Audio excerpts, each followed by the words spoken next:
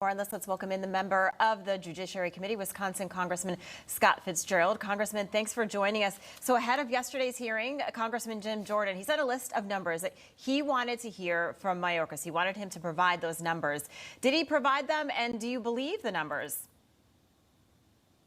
I think the takeaway from our hearing yesterday was that we finally, and I was part of this effort, to nail down Mayorkas in once again establishing the idea that they have lost operational control.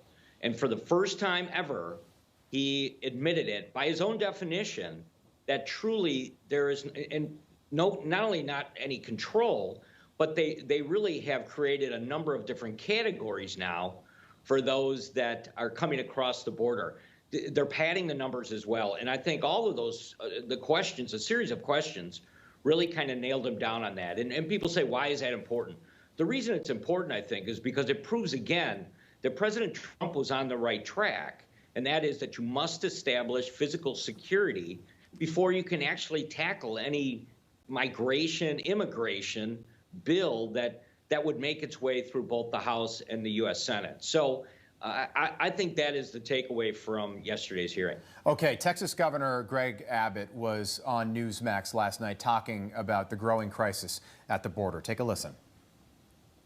Remember, it was just 4 years ago we had the fewest illegal border crossings in 4 decades. Under Joe Biden, we have the largest number of illegal immigrants ever.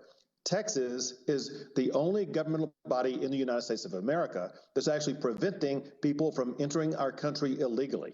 And so as opposed to stoking chaos, it's only Texas that is abiding by the Constitution, using our constitutional authority to deny illegal immigrants access to our country.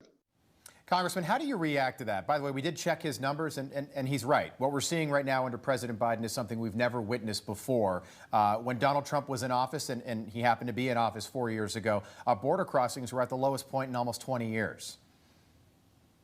Absolutely. I mean, and the governor's right. We established yesterday, again, there's about 9,500 individuals that are crossing the border. Most of them are gotaways. Very little contact with Border Patrol. And then there's those that are seeking asylum and actually, going towards some of the entry points, looking for some type of assistance. So, but the governor's right. I mean, it truly, Texas is the only place. I've been in McAllen. I've been down to the San Diego sector where there's a ton of smuggling going on related to fentanyl.